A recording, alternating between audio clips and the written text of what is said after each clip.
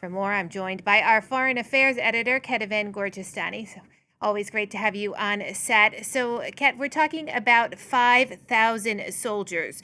What does this do to the U.S. military presence in Germany? Well, look, to have an idea of how big the U.S. military presence is in Germany, you have to understand there are at least 36,400 permanently based U.S. military troops in Germany. If you take into account the big bases and the smaller military installations, you have about 40 U.S.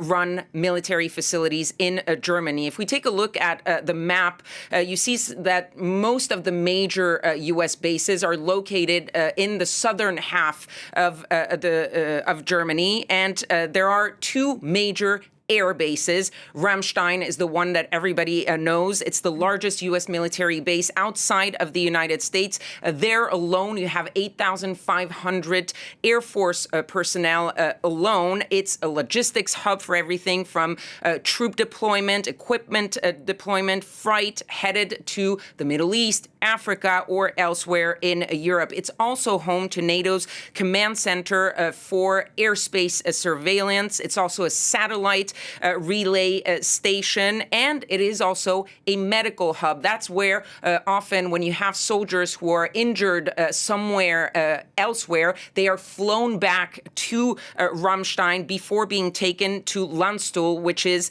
the largest U.S. military hospital outside of the U.S., and it's located right next to Ramstein. Then you have Spangdahlem, which is the second largest U.S. air base on German soil. It's essential to combat operations. For example, you have about 20 F-16 jets of the United States that are permanently based there to be prepared for rapid reaction and force projection.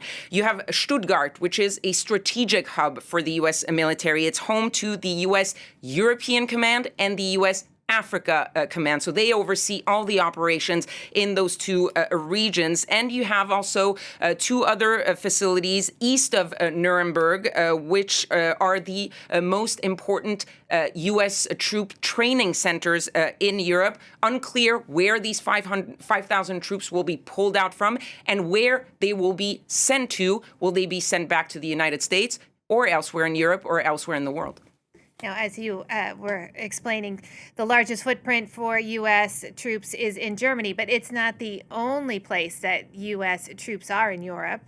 Absolutely, because you have, as of December 2025, about 68,000 permanent active duty U.S. troops stationed all around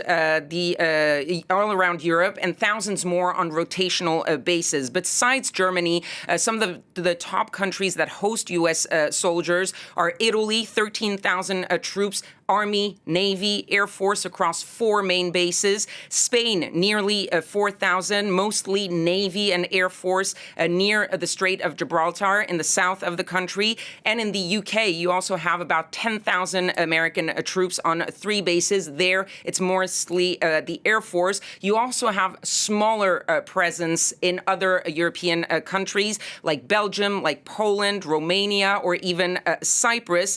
But when you look at this, you see that the United States really is present in a lot of places in Europe. Of course, France is a little bit of an outlier there because no U.S. bases in France. And Donald Trump has presented this as sort of the U.S. Simply charitably helping Europe protect itself. But it is also a huge part of sort of U.S. force projection abroad. And we saw it with this war in Iran, this controversy about which countries would allow the United States to use their bases to go attack Iran. We saw also that airman who was ejected over Iran and rescued, he was eventually sent to Germany, to Ramstein, to be treated for his wounds. So you see that this is not simply about protecting Europe. It is also very important for the Americans to have those bases. Kethevane, thank you so much for your analysis. That's France 24's Kethevane Gorjestani from our International Affairs Desk.